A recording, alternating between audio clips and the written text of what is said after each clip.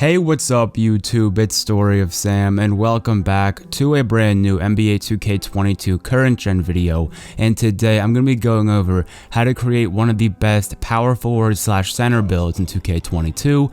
If you guys are brand new here, make sure to hit that subscribe button down below. We are on the road to 3,000 subscribers. And of course guys, make sure to drop a like. Without further ado, let's get straight into it. So first of all, the build position is going to be a power forward. This build is going to be a power forward and like a center build. It's kind of the same thing. The hand and jersey number obviously do not matter, so pick whatever you want for those. And let's get straight on into the pie charts. Now for the pie charts, I'm going to pick probably the best pie chart in the game for a shooting center build, because this center is going to be a great shooting build. So we're going to pick the majority shooting secondary defense. I got to scroll down and find it right here. It's one of the brand new pie charts that 2K actually added, and here it is right here. You get a 78 3 ball, 80 mid-range, and an 86 defensive rebound. This is definitely a really solid pie chart if you want to be like a shooting big man, someone that can spot up on the wing or the corner. So I definitely recommend to pick the majority shooting secondary defense.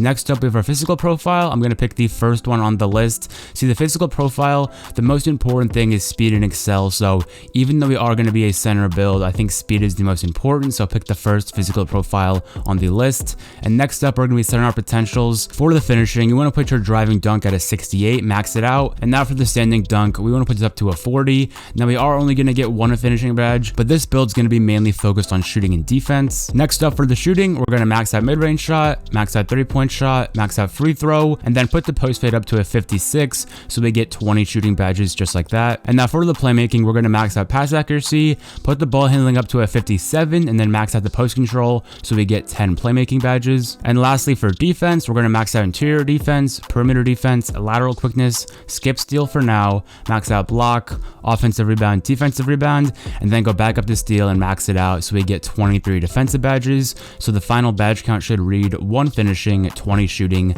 10 playmaking, and 23 defensive badges. Next up guys, we have the body shape. Of course guys, this does not matter, so pick literally whatever you want. And now we have the height. Now for a power forward / center build, 6'9" is a good height, 6'10" is a pretty good height, but 6'8" is definitely the best one. You get plus 3 3-point shot, plus 2 mid-range shot. You get a lot more perimeter defense and lateral quickness, so you're going to be a more versatile defender. And I just think 6'8" is probably the best height for this build. Our speed is 77, acceleration to 75, so it's a really strong build. It can guard multiple positions, and I really do like having this build at 6'8". Now moving on to the weight, I think the best option right here is going to be to minimize it, but not all the way. So right here you see 185 pounds, we lose 8 to interior defense. If we go up a tiny bit, we only lose 7 interior defense. So I recommend putting the weight at 186 pounds. We get a lot more speed, a lot more acceleration. We get plus 3 perimeter defense, plus 30 lateral quickness. I think this is definitely the best weight. And next up, we have the wingspan. We are a great defensive build. We can shoot pretty well, but I would still say maximizing the wingspan right here is the best option. We get plus 7 block, plus 3 steal,